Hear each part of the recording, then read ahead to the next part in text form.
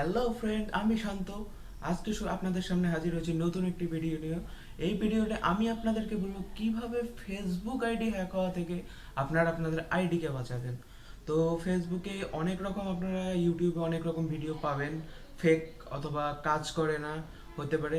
তবে এই ভিডিওটি শেষ পর্যন্ত দেখবেন না টেনে, অবশ্যই ভালো লাগবে এবং অবশ্যই কাজ করবে আশা করি।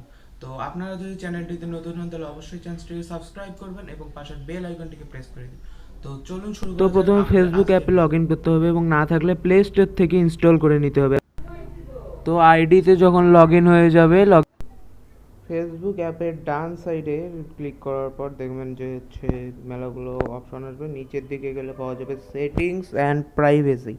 সেটিংস অ্যান্ড প্রাইভেসিতে ঢোকার পর প্রাইভেসি শর্টকাট অপশনে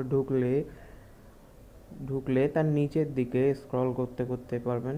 পেজটি ওপেন হলে তার নিচের দিকে পাওয়া যাবে ইউজ টু ফ্যাক্টর অথেন্টিকেশন একটা অপশন আসবে।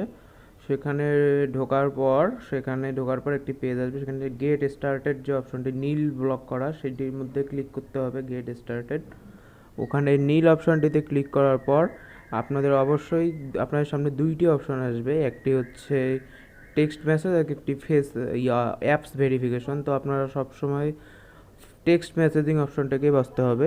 টেক্সট মেসেজিংয়ে ক্লিক করার পর সেখানে আপনাদের সামনে একটি পেজ ওপেন হবে এবং একটি মেসেজের মাধ্যমে ভেরিফিকেশন কোড আপনাদের ফোনে আসবে। তো ভেরিফিকেশন কোডটি যখন ফোনে যাবে, তো ভেরিফিকেশন কোডটি ওখানে দেওয়ার পর নেক্সটে ক্লিক করলে আপনাদের অপশনটি চালু হয়ে যাবে। এই যে দেখতে পাচ্ছেন, এই যে ফিনিশ, মানে আপনার অপশনটি চালু হয়ে গেছে। এখন এরপর থেকে আপনার অ্যাকাউন্টে আপনি ছাড়া এবং আপনার কোড ছাড়া অন্য কেউ প্রবেশ করতে। তো ভিডিও ভালো লাগলে অবশ্যই লাইক, কমেন্ট এবং আমাদের চ্যানেলটিকে সাবস্ক্রাইব করবে।